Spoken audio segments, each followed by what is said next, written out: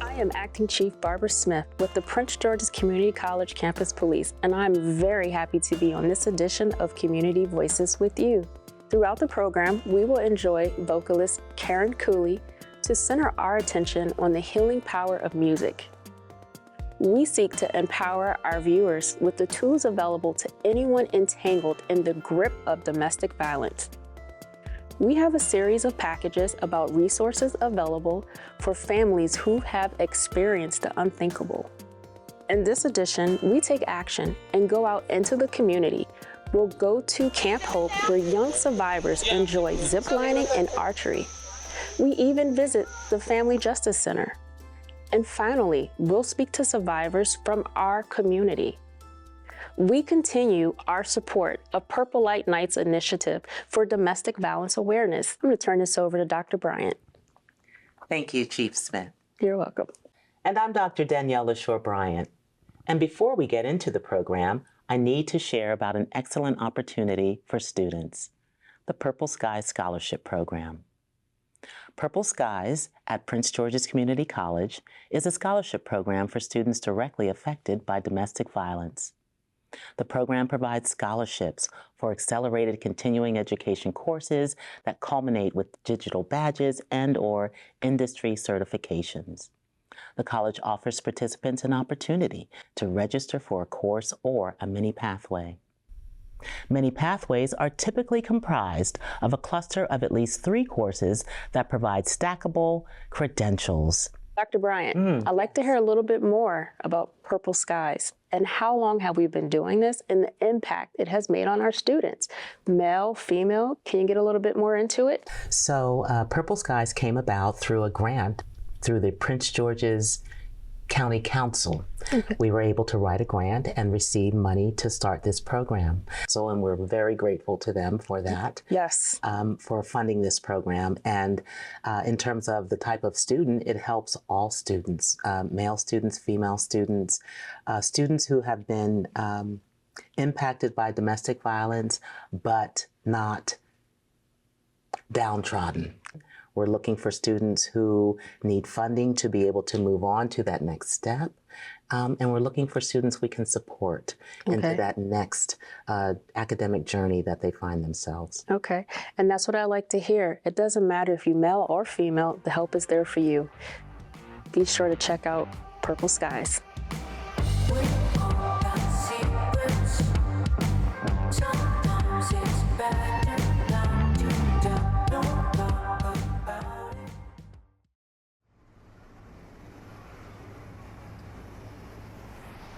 Established as an initiative of the Circuit Court of Prince George's County, the Family Justice Center is a multi-agency, multidisciplinary organization created to enhance the provision of services for survivors of domestic violence, sexual assault, human trafficking, and elder abuse in the aftermath of trauma and victimization. So when survivors come, they can either complete their intake telephonically or via a walk-in. And then they will complete a pre-intake where we are ensuring that they are eligible for our services here, which literally means that they're a survivor of domestic violence, sexual assault, human trafficking, or elder abuse, that their victimization occurred in PG County or that they reside in PG County and that it happened within a 2-year time frame. When someone comes in, they've been victimized, and the first thing they have to do is explain what happened to them. We don't want a child listening to that because it can be traumatizing for them. And children are the silent victims, unfortunately. They witness the abuse, and it does have an impact on them. So once those eligibility requirements is ensured that those are met, they complete their forms, and then the program advocate comes down and they complete their intake from there. This is where we will bring children who come with a parent, a guardian that is receiving services. And, you know, this is a place where we wanted children to be able to come in and feel safe, you know, an environment that was conducive to their needs.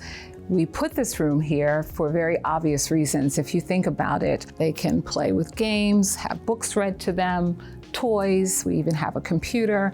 You know, again, things to help children feel like this is a place where I'm comfortable, I can be in here. We have a volunteer that will sit here with the children. They are never in here alone. We always have coverage for them. And if by chance we don't have a volunteer with us that day, the advocate will actually come in and do the intake in here on, say, this side of the room while the child is playing over here. So again, they're being shielded from, you know, some of the horrible realities of what has happened. And based upon the circumstances provided in their intake, they are referred accordingly to either our on-site or external partners for services such as legal assistance, relocation assistance, counseling, financial assistance. They're additionally provided with safety planning via our advocates as well. Any referrals that they receive, they get an email that states all the referrals that they received and how long it'll be before they can expect for our partnering agencies to reach out to them and all of that. And in terms of court, our advocates do go to the temporary protective order hearings that are heard at the district court. We do have a presence there. The bailiffs and judges normally announce that our presence is there. And based upon the circumstances that are presented at that hearing, we are able to let them know, hi, we're here if you need services, provide them with a card. The judges and bailiffs do provide them with brochures and pamphlets if it's a day that we are not in court. And from there, they're able to reach out for any services needed.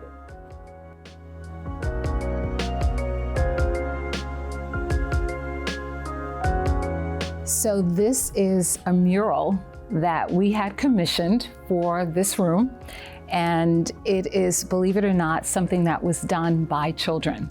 Obviously, these are gifted and talented children that are naturally, have the natural capacity to draw and to create art. It is an art program. It's called More Than Conquerors. That's the name of the program, More Than Conquerors. And she has a group of kids that, again, as I said, they have abilities. The director of this program, Mavis Turner, you know, she came in and she said, well, what do you want children to think or see or feel when they're in here? I told her, you know, we want children to feel safe. She went back and told them what this place was and what we wanted to accomplish and what we wanted children to see when they came here. And they sat down and they sketched it out, and here we are. This is the final product. One of the main pieces was the police. I know when I grew up, I was told that if you're ever in trouble, right, go to a police officer. Nowadays, police don't necessarily have that same reputation and image, but we wanted to recreate that. It's really, really beautiful. They did a great job. So we're excited and happy to have it. This is sort of the showcase of this children's room.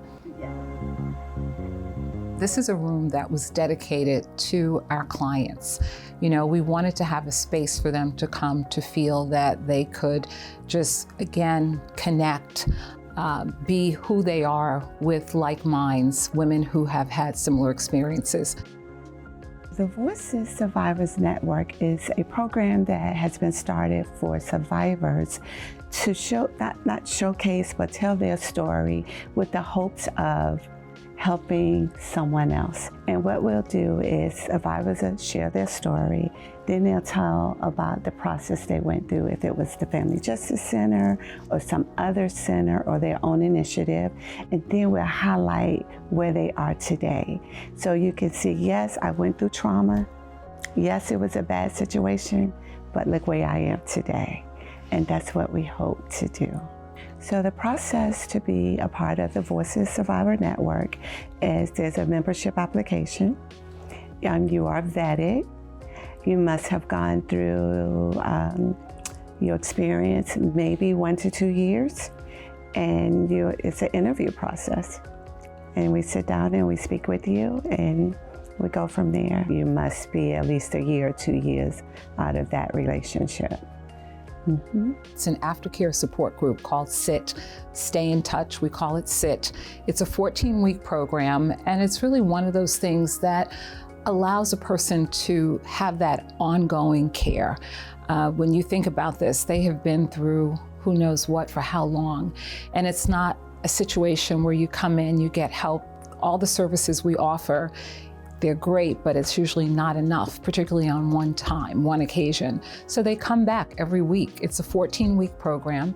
It's facilitated by 2 therapists.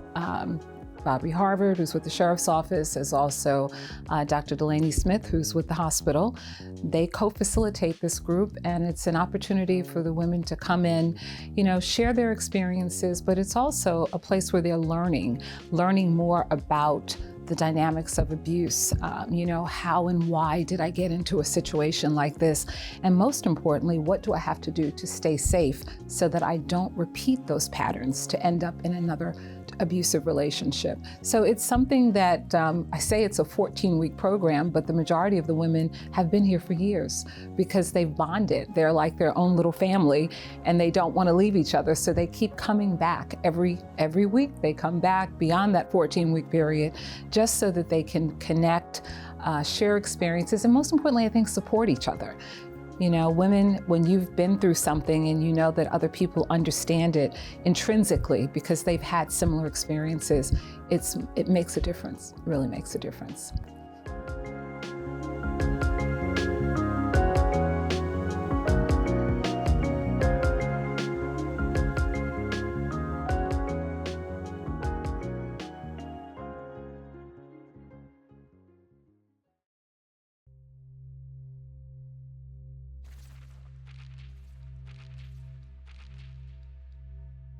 Recently, strangulation has been identified as one of the most lethal forms of domestic violence. Unconsciousness may occur within seconds and death within minutes. It takes a matter of seconds, very little pressure, to have someone become unconscious and then die as a result of that. Statistically, what we know is that if a person has been strangled, they are more likely to be killed. There's a very high correlation between strangulation and domestic homicides, oftentimes because the perpetrator doesn't even realize how quickly it can happen. That may not have even been the original intent to kill someone, but because it happens so quickly and it doesn't even require that much pressure, you're unconscious in a matter of seconds.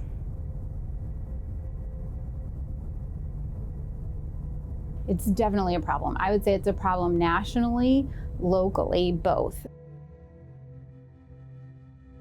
We've seen an uptick in strangulation cases, not just related to sexual assault, but in general. And I think there's also some strangulation as kind of a sexual tool, and that is just as dangerous, even if the person consents. So it's something we're particularly concerned about. With that population, that age group, women are consenting, not realizing how dangerous it is. So amongst that age group, it is something that is engaged in quite frequently. It sounds crazy, but it does happen a lot. And they don't realize exactly just how dangerous it is, what they're doing. But it is something that they are asked to put their hands around their neck, sometimes not even being asked, but doing it as a part of the sexual act, which, as I said, can become very lethal and dangerous. When domestic violence perpetrators strangle their victims, it is a felonious assault and maybe an attempted homicide. So, arteries carry oxygenated blood to the brain. Our arteries here are in red. There's a couple in the back that carry a little bit of blood, but most of your blood goes to your brain through your arteries here.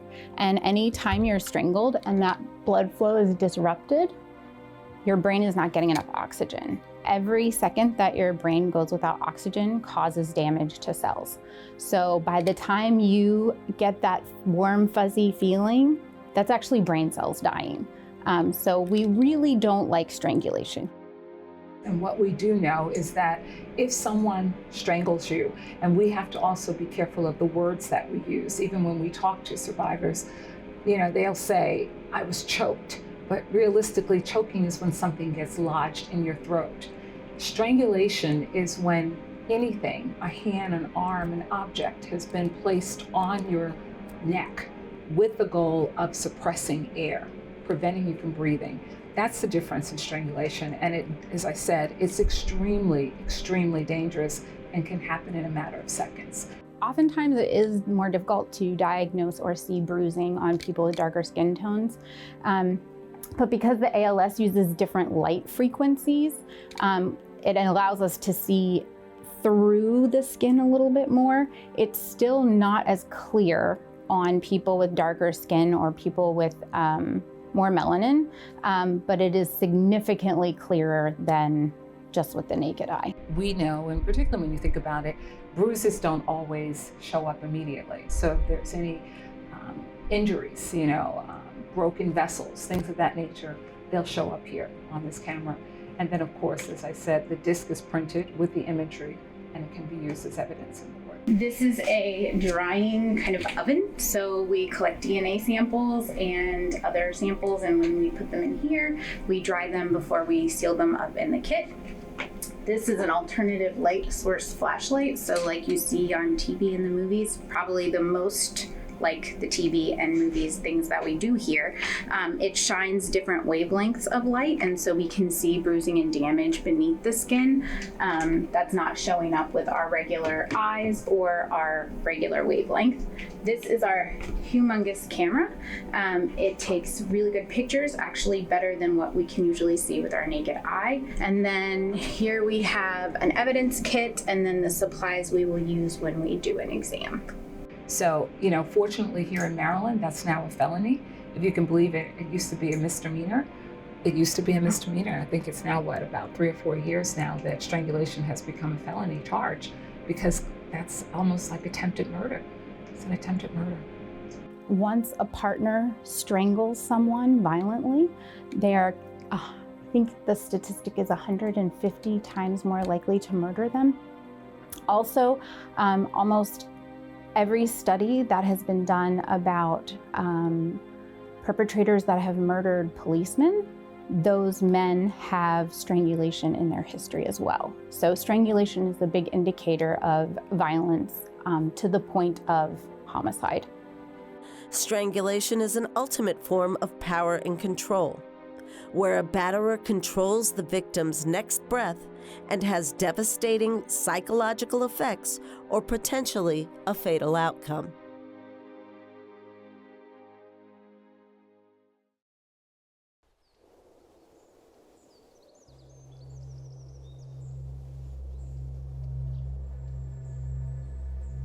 Camp Hope America is an evidence-based camping and mentoring program that focuses on children and teens exposed to domestic violence. The Camp Hope America mission is to give young people a brighter future by creating pathways to hope and healing. The reality of it is that, children are oftentimes the silent victims of abuse. They witness it. It impacts them in ways that many people don't even begin to realize. They see children acting out, not performing well, being depressed, having anxiety. These are all some of the symptoms, things that happen as a result of being exposed to trauma and abuse. And realistically, they don't sometimes even have an opportunity to be children because they're perhaps dealing with some of the issues that are going on in the household. I actually started because I'm the child of a victim. And I think that also helps me to really understand what these kids are going through.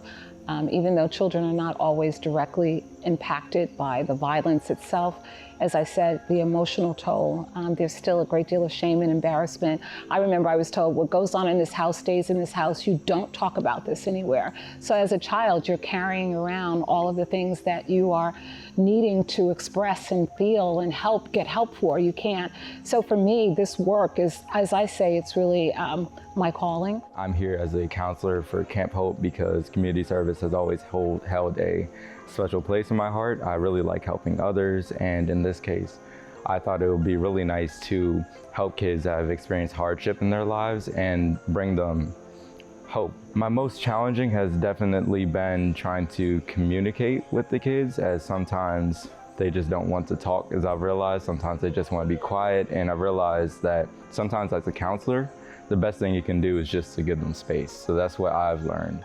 I just would like to say that coming to this camp is definitely an eye-opening opportunity. I feel like having kids who come from a trauma background, it's hard for them to feel like there's other people out there like them, having kids that kind of relate to each other. They bounce off of each other, telling each other stories, and then it helps the kids open up. You know, when I was in the homicide unit, I worked various domestic related homicides. Most of my sexual assault cases were domestic related, which resulted in that horrible crime of, you know, taking somebody's sexual, you know, intimate pieces or intimate parts. So just being on this side of it, where I'm not so much investigating it, I do work some cases, but overall just helping the Family Justice Center to help give these folks a new way and a new purpose. It just happened very naturally, very organically. I started in college working in a shelter for an internship. And that's when I started learning about resources and how you can actually help survivors. And so, you know, this program, it helps children to grow, develop resiliency, character building, and really coping skills, because, you know, life is going to be tough. It's tough for all of us. What better way to learn how to deal with some of those things in an environment where they can do it here and know that they're being cared for, they're not being judged, but that we're here to help them. My best time here at camp has been seeing the kids open up. I remember some of them getting on the bus were a little bit scared, some of them were crying, but seeing them these last 2 days really start laughing, smiling, talking to me is it's really nice, really fulfilling.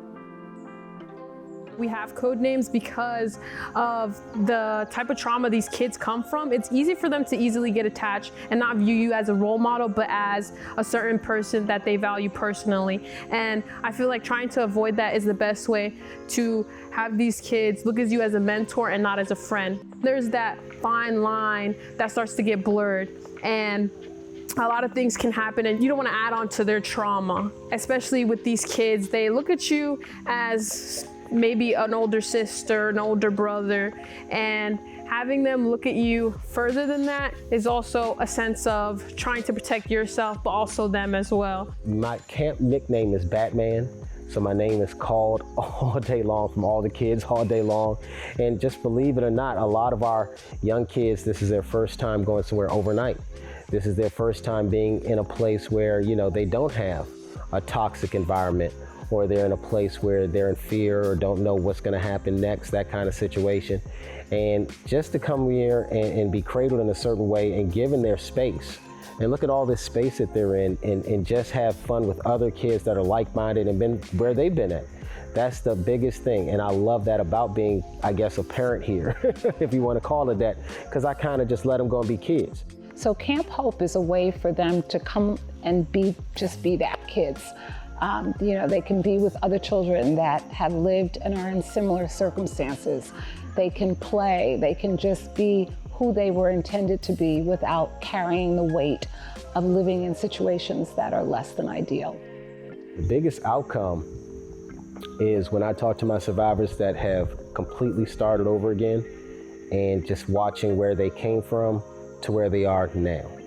And oh man, and I'm trying not to get emotional, but I grew up in Suitland, Maryland. So I'm a citizen of this county, born and bred, and I still live in Prince George's County. So this is my home. And when I see survivors, when I see these families, you know, come up and they come out and all they have to do is walk through the door. And we help them the best way that they can. And we provide them resources and just to see where they are from the point that they started. With new jobs, new homes, new cars, you know, their families are doing well, the kids are going to school, some of them are going to camp even, you know, and just seeing where they are now is that makes me, that fills my heart. I'm not looking for no thanks, I just want to make sure that they're okay, they're good. So that's my biggest thing. I can be that sense of hope for these kids, because especially seeing someone who looks like them, a person of color, and realizing, oh, I'm okay here, this is a safe space, and having them open up.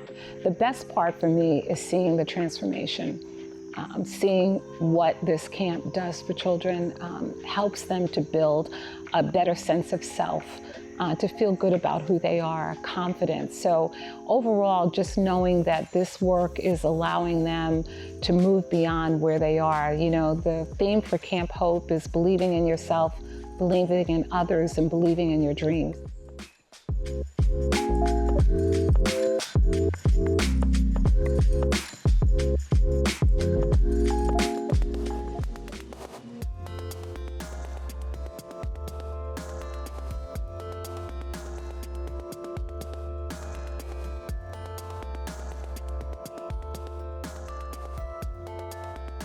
Today, we discuss the financial abuse of domestic violence.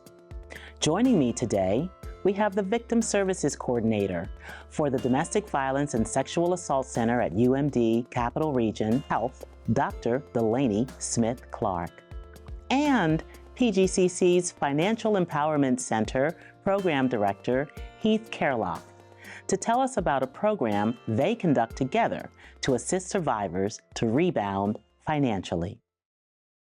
So Dr. D, please tell us more about what you've seen in your line of work in terms of what constitutes financial abuse with the survivors you've worked with.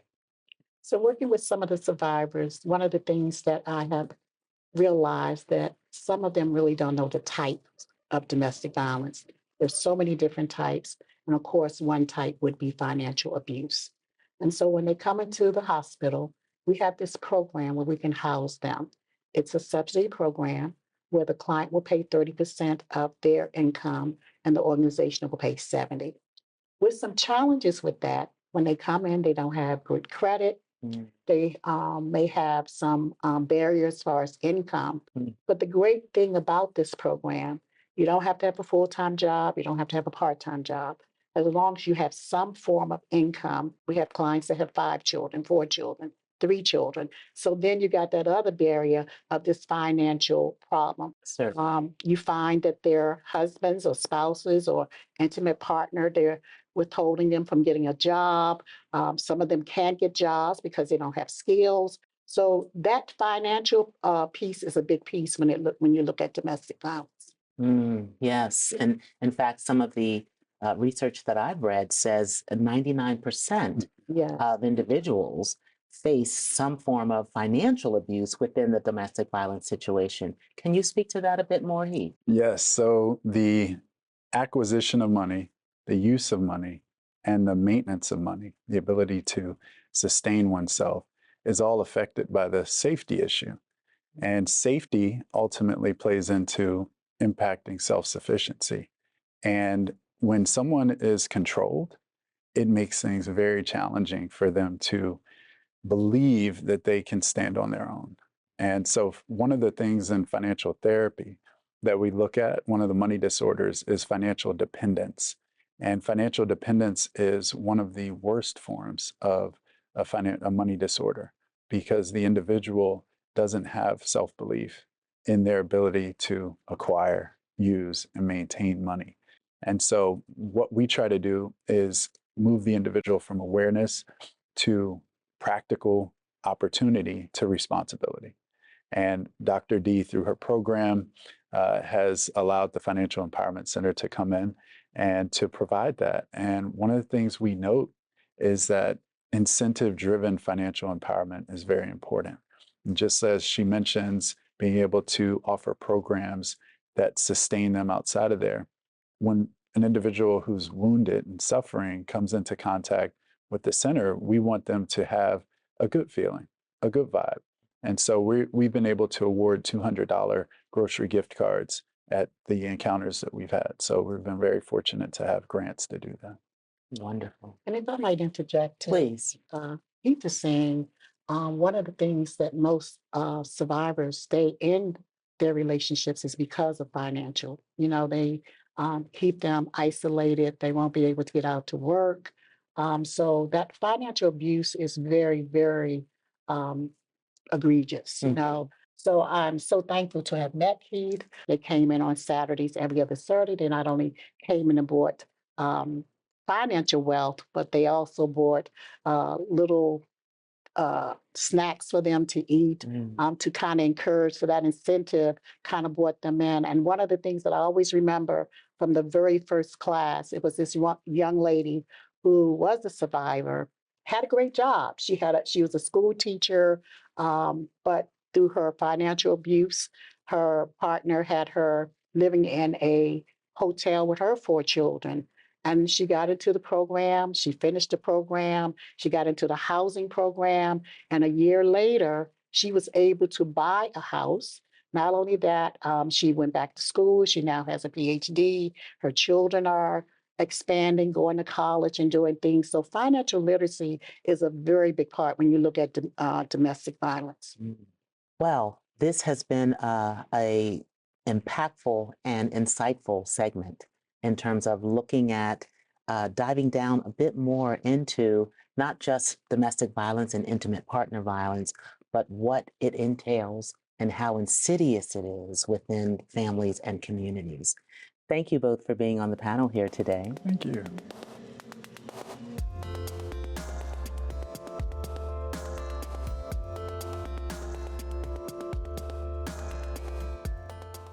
Now, I have the pleasure to interview one of our very own professors, Pam Marcus, an advanced practice psychiatric nurse, the former clinical director for the Crisis Response System.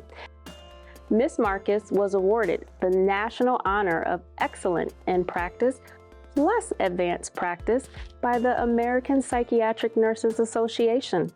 I see you know your stuff, Professor Marcus, and welcome. Thank you. Thanks for having me. So, Professor Marcus, I'm going to start off by asking you, what is it like to work with students and have them work on like the key techniques to identify when they're working with patients who have experienced domestic violence or currently going through domestic violence? Like, how do they actually like hone in and pick up on that and to handle that? So the key thing is communication and spending time watching the patient and watching surrounding, so that they can pick up if there's cues. Oftentimes people that have had domestic violence have to have trust in order to tell people. So the first thing that we teach the nursing students is not only to communicate clearly, but to provide a trusting place.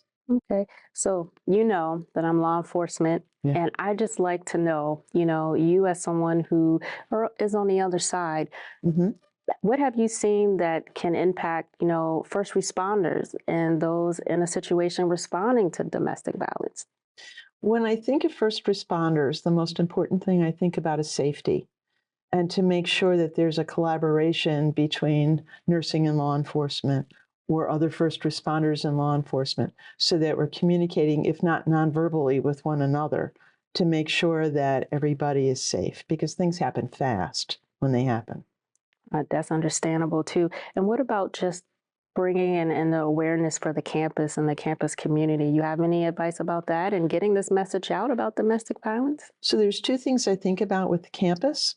One is that if you see something, say something. Yes, That's a very powerful thing, so that as the students look at the markers that would demonstrate behavior changes that can increase and escalate, that they should say something, that they should call campus police. And the second thing that I think about is resources. Yes. And we have resources here, and we have resources not only at Prince George's Community College, but in the community. So knowing that is very powerful. So last question, what behaviors should potential victims and or survivors should be aware of? Like your advice for survivors. So my first thought with survivors is to know to tell people. And that's hard because you get frightened that if you tell someone that they might tell the person that's abusing you, which might escalate the abuse. So they need to know where the trust is, where the resources are, and then they have to have their own resources. So they need to do things like, I used to have people sew some money into a sweater or something, so that if they're taking a sweater and they're leaving, they have some money and they have an ID. Or they know where to go that's safe. Okay. To me, that's the most important thing.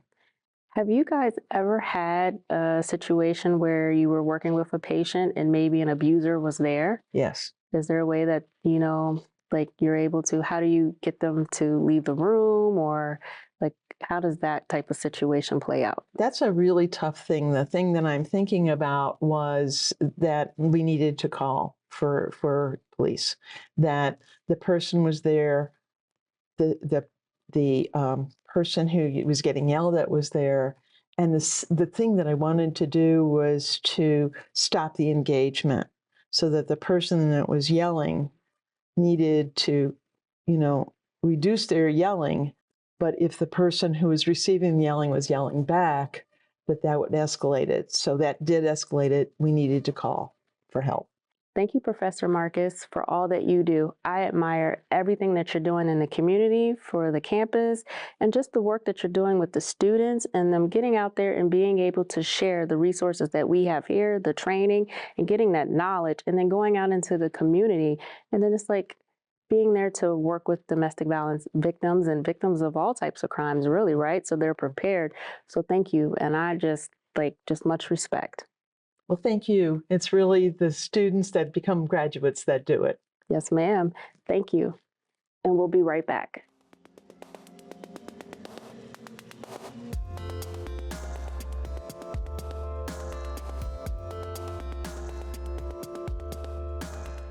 Jaden Thompson is a PGCC alum with a story to share. Welcome, Jaden. Thank you. So, domestic violence permeates many families, socioeconomic status, race, religion. It's more common than we'd like to believe. Yeah. Can you share an aspect of your story in terms of how you were able to come such horrific situations? I guess the way I was able to do that was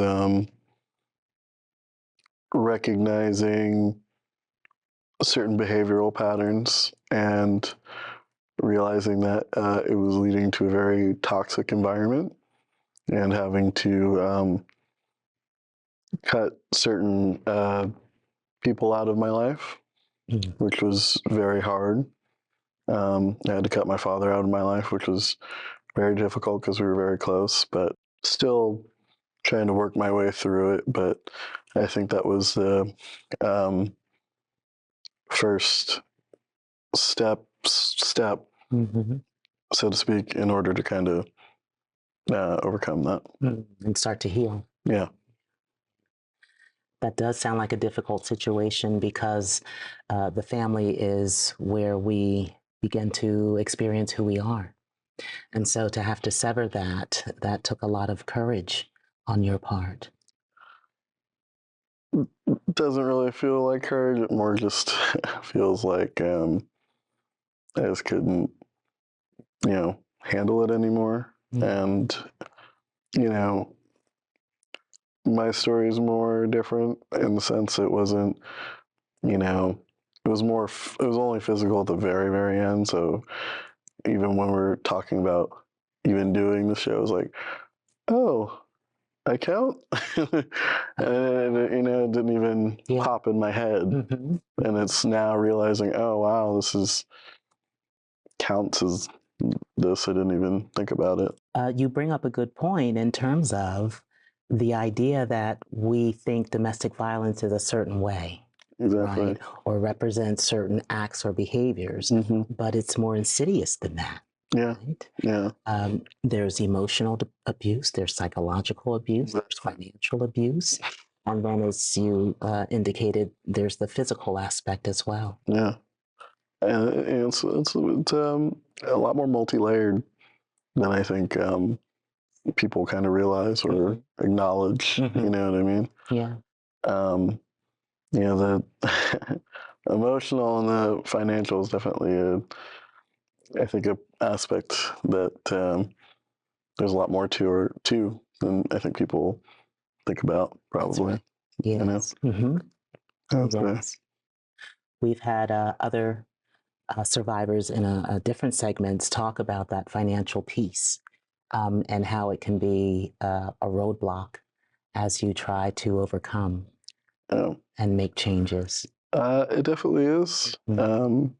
Because of certain things my father has done, I have been taken to court multiple times in the last couple months. I'm officially having to move out of my house now because of this. And in one hand, that's very distressing, but it's also, on the other, I guess it's like a fresh start. So, it's probably a good thing for a new chapter. But there's definitely certain roadblocks that come with it, especially like when you are, separating from someone out of your life, both emotionally and financially. It's like kind of rediscovering like how you're going to be, especially with someone who's very close. Like my father is very much like my best friend, and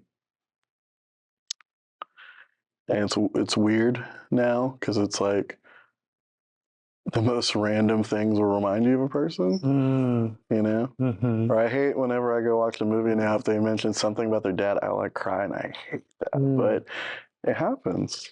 It happens, and it sounds like the experience of loss. You've lost something in this process, and it's okay to grieve that. So when you do hear about someone on movies and what have you, to have that emotional reaction, that's being true to yourself. So definitely don't fight that. Use it as that process of healing. I'm trying to, there's a thing that this helped me do is go to therapy. Excellent. That's helped. And, getting on medication definitely has helped as well. So everyone should go to therapy. Don't diss it. You know what I mean? Don't diss therapy. Don't diss therapy. Okay, we can end with that. That's fantastic. No. Okay. Well, I do thank you so much for your time today, for stopping by and letting us into your world and giving others hope that making difficult decisions, there can be something at the end of that to be able to give you that healing and that strength to continue. Thank you so much. Thank you, Jaden.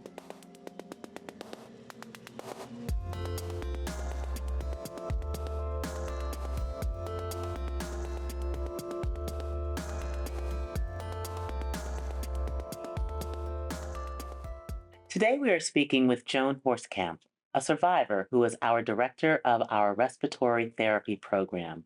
Welcome, Joan. Thank you for having me. So, as a survivor of domestic violence, you've come a long way, I would imagine. Yes, I have. Thanks to God. Indeed. And other helpers. Okay, all right.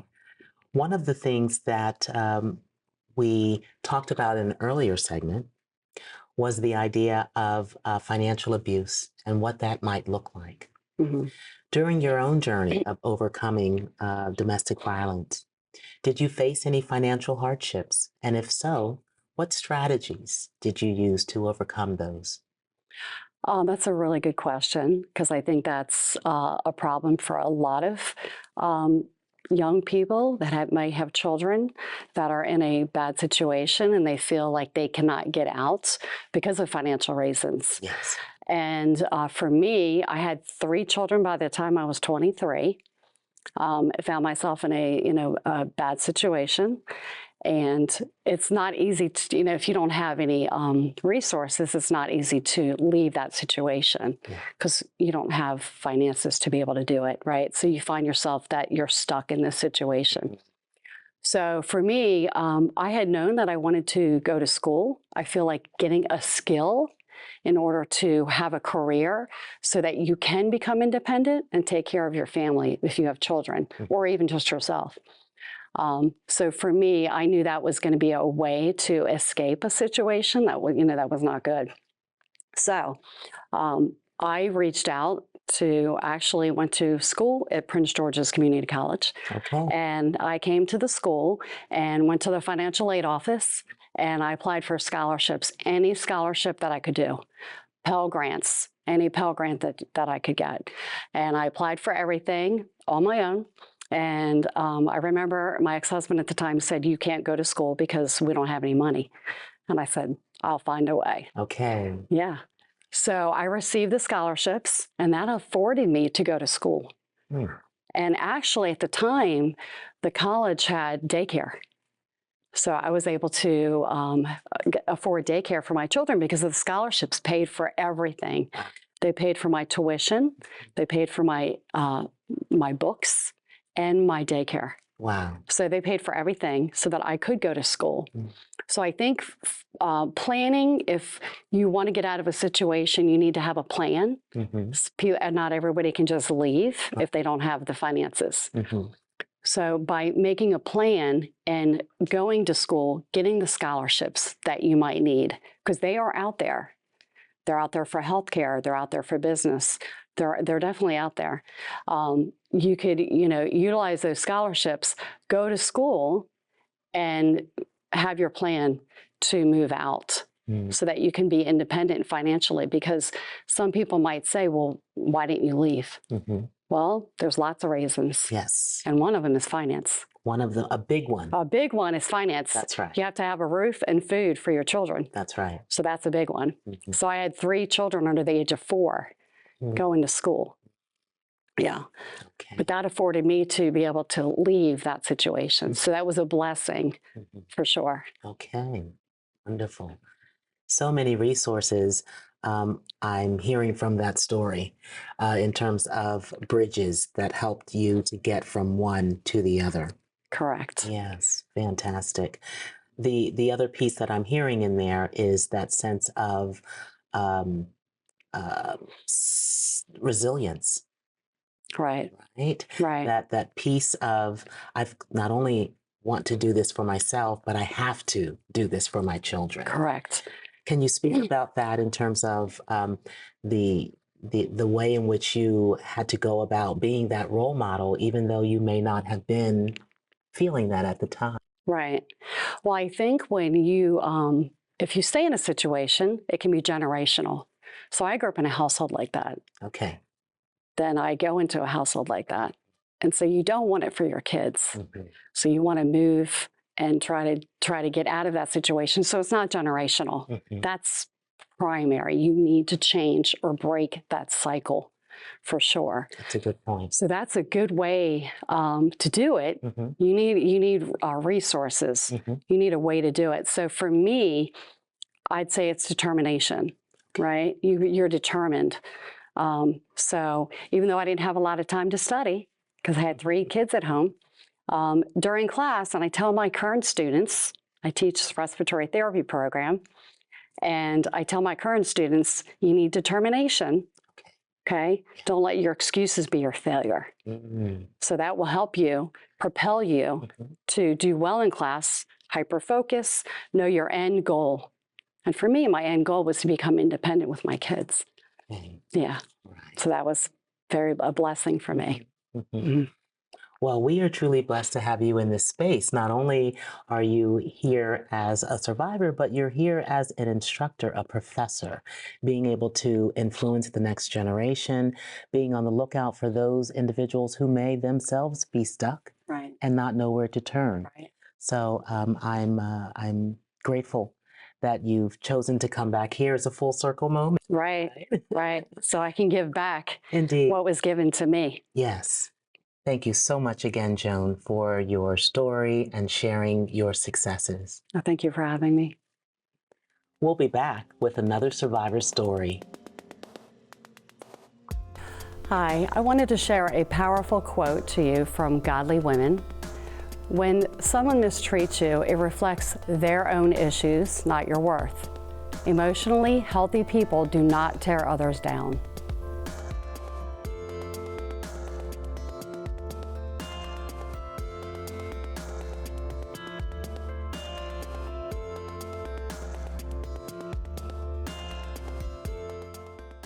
Our next story is with a survivor, Mr. J. Welcome, Mr. J. Thank you very much for having me here. It's an honor to be here. So we're talking about domestic violence and how it permeates families, how it permeates our communities. And one of the things that we like to highlight is how individuals are able to overcome those situations. Can you talk a bit about what strategies or what you used or even resources that you used to be able to overcome a domestic violence situation? Of course. So one main thing that I utilized was music. I love music. I feel that music comes in handy in a lot of situations. And I didn't have much of resources because back at the time I didn't have financial stability. So I didn't have much of resources until I got to high school. But another thing that helped me overcome the hardships was my mom, because my mom was part of also in the household we together. Okay. So she was also suffering from the violence as well. Yes. Okay. And so, like I said, I didn't have enough sources. I kind of got through it by myself. Wow. Which was hard. Now that I see it from a different perspective. And when I was back in high school, I didn't utilize those resources, and I stayed within myself. Okay, I see. And so I guess a natural question would be, what would you tell that self now that you know what you know? So I would tell my past self that to reach out, that if you know where to get help, you need to recur to them and reach. Because if you don't reach and you stay within your walls, you're going to stay bubbled. And when you see them troubled, you are not going to get out of it. And it's going to consume you. It consumes you in a way. And so I would say, reach. Okay. All right. That's a wonderful advice for anyone who might be watching and find themselves in a situation that might require outreach, and not being afraid to do that, and also seeing how powerful it can be. And that reaching out for help is not a weakness, is it? Certainly, it's not. Yeah, it takes real courage. Knowing that you're in trouble takes one of a challenge to identify, and another challenge is identifying that you need help. Okay, all right. It sounds like from your personal experience, you've been able to look back, see what's worked, bring it with you to this point, and you're looking for even more. Of course. Yeah. Certainly. It's a whole different perspective. And so when I see my folks or my friends and they're going through something, I encourage them to reach out, and not to be disencouraged. Oh, that's a wonderful word. Yeah. Yes. There's always a way. I think it's important to know that when you talk about those resources, right, we're not just talking about things that can help you now. We're talking about things that you can grasp and help you grow for the future. So definitely thank you today for being able to come in, to give your words of wisdom, to give your wonderful perspective. We definitely appreciate your time and the way in which you're sharing your gifts with us. Of course, and I am most honored to be here, and thank you for having me. Thank you for inviting me. It's like I said, it seems repetitive, but it's an honor to be here and to be heard. And I might not find myself bubbled like I did in the past. Now I'm open. And even though I didn't have much resources, I overcame the hardship, and I'm able to talk about it, and hopefully someone else can be helped out there and felt seen or heard. Thank you to you, Mr. J. And thank you to all of our survivors for this edition of Community Voices.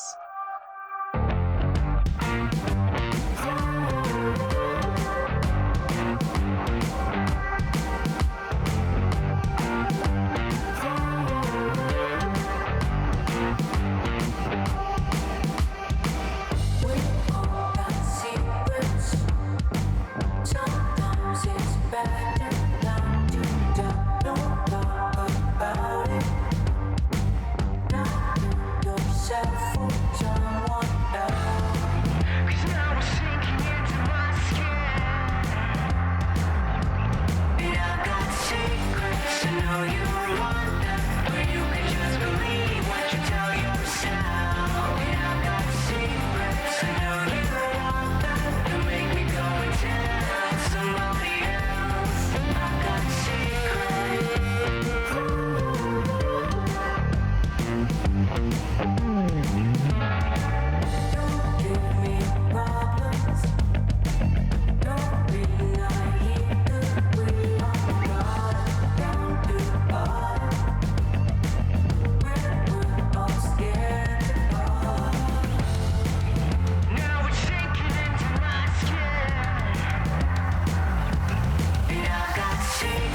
secrets, I know you want them, but you can just believe what you tell yourself. And I've got secrets, I know you want them, you make me go and tell somebody else. I've got secrets.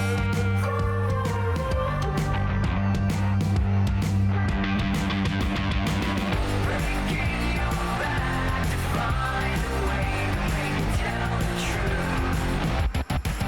Do all you can, find your way in. I'll never give it to you.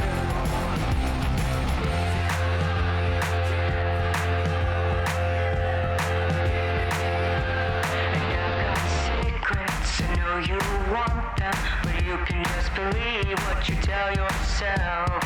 And I've got secrets, I know you want them, to make me go and tell somebody else. And I've got secrets, I know you want them, but you can just believe what you tell yourself. And I've got secrets, I know you want them, to make me go and tell somebody else. I've got secrets. I've got secrets. And I've got secrets.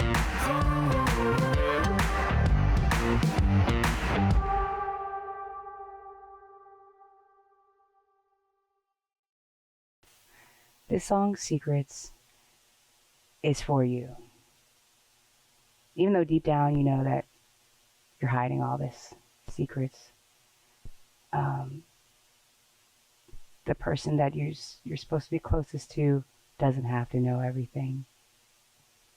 You could tell someone that can actually help, like the police, or a doctor, or someone that could help them, like family. So this is really a release for both myself and for anyone that's dealing with abuse, trauma, any type of domestic violence, isolation, things like that. If you're interested in continuing your studies here, whether it's as a continuing education student, a matriculated student, please reach out, email wellnesscenter@pgcc.edu for information on the Purple Skies Scholarship. And remember, if you see something, say something. Please share the show widely. Be sure to check out our resources pages appearing on the screen if you need help. Until next time, thank you all for watching.